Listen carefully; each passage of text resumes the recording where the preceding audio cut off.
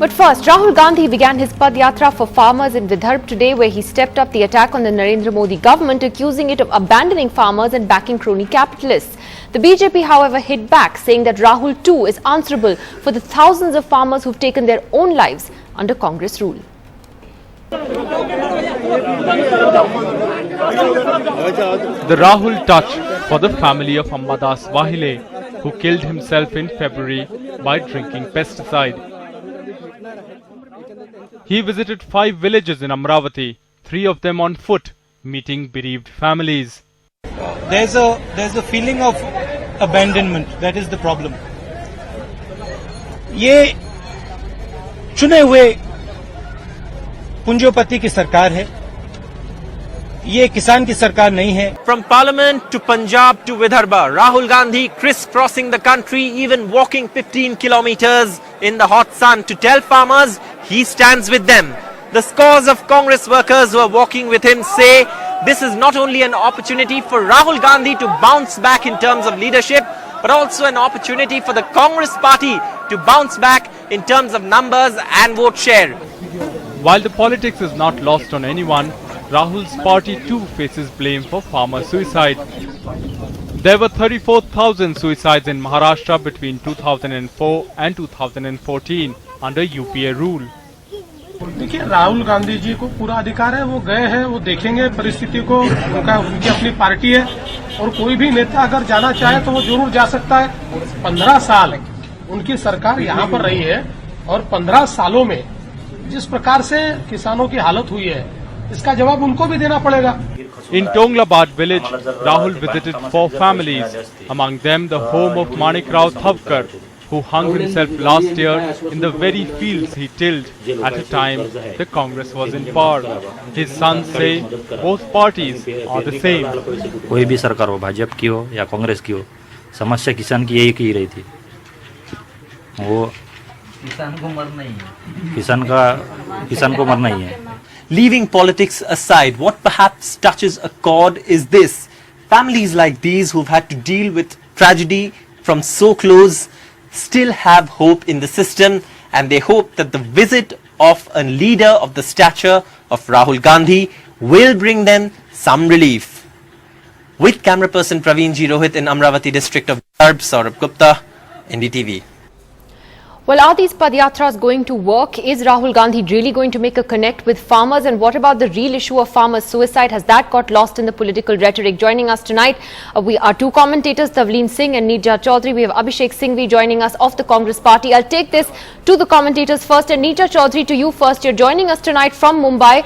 What is the feedback, Neerja, that you're getting on this, revamped Rahul Gandhi, as it were, and particularly this padyatra today? He was back in Vidharbha after a gap of 7 years. How do you think it's gone down? I think he's caught hold of an issue which is emotive, which is resonating with the farming community, not only on the land bill, but because of the agrarian distress that has been building up in recent months, given a whole host of factors. So, whether it was in Parliament, whether it's in Punjab, and remember, this is his baby, right from the days of Bhatta Parsol to the crafting of the land bill in 2013, it has been this one issue is the one that he has driven. And after his sabbatical, this is the issue again on which he is leading from the front. Therefore, I think it could depend on how the government handles this, depends on how the Congress handles it.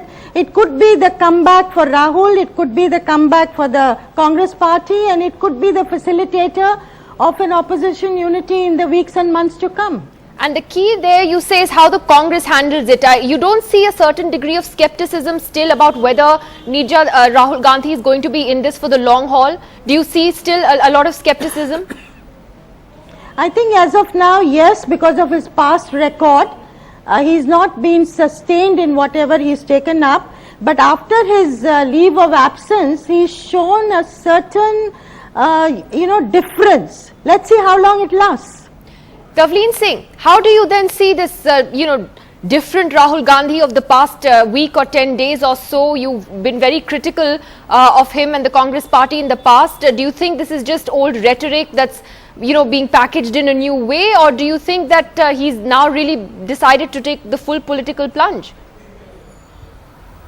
It's old rhetoric in an old way.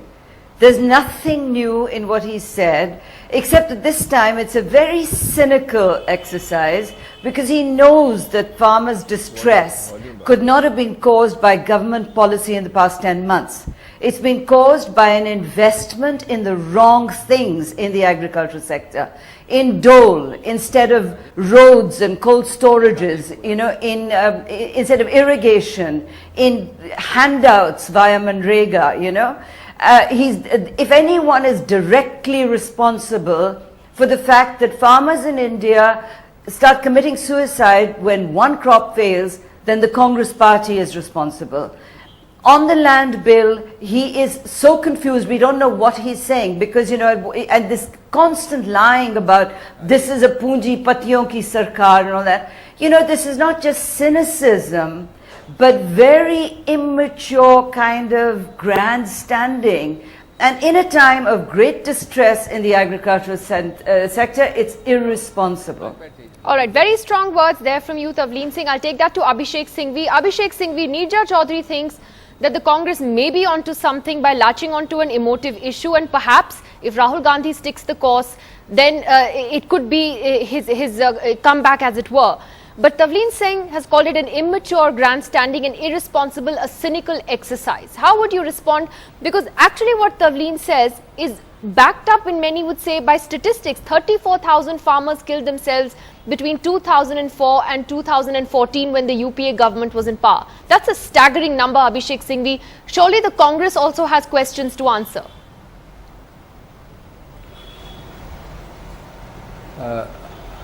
Hello, can you hear me, Nidhi? Yes, Dr. Singhvi. Nidhi, I would be surprised if I heard even remotely any supportive words from one of your panelists. Perhaps she expects the Congress to be good and virtuous only if it agrees with everything which the BJP is doing. Fortunately, that does not appear to be the view of many political parties and formations in Parliament and outside. Mr. Singhvi, don't make personal comments.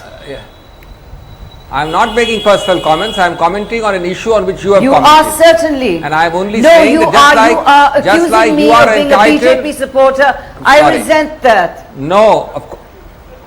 1 minute.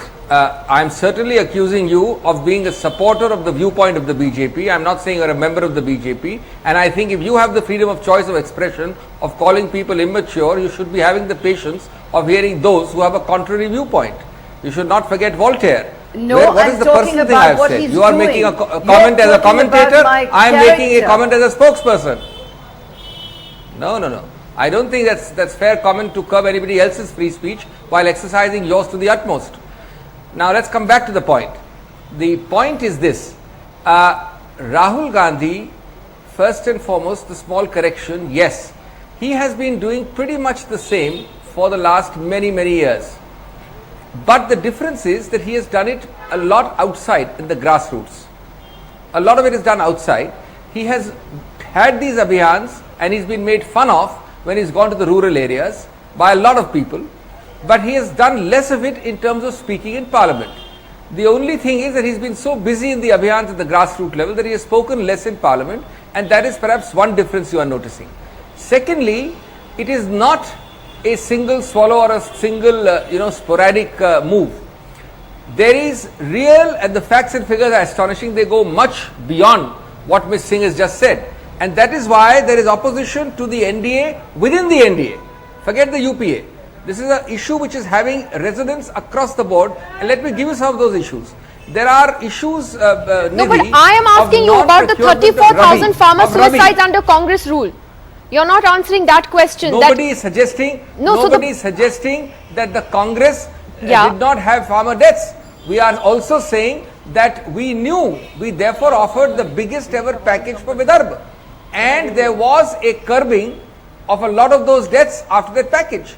We offered a lot of other available. We are not suggesting that we were immune from farmers' deaths, and I am not suggesting that anybody can guarantee no farmers' deaths.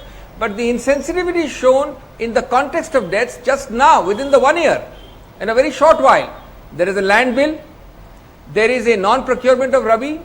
Did you know that in 14 states there is a loss of crops in an acreage of 200 lakh hectares.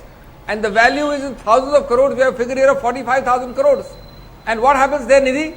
What happens there is that despite this distress, there is no relaxation till yesterday by Punjab, partly because of this boarding they've done, that if you have moisture content of 14%, we will not procure. That if you have a small blackening of 6%, we will not procure. That is a different issue. These are issues of the ground. Yes, but I I think the point is the central government. These are policies of the Punjab government.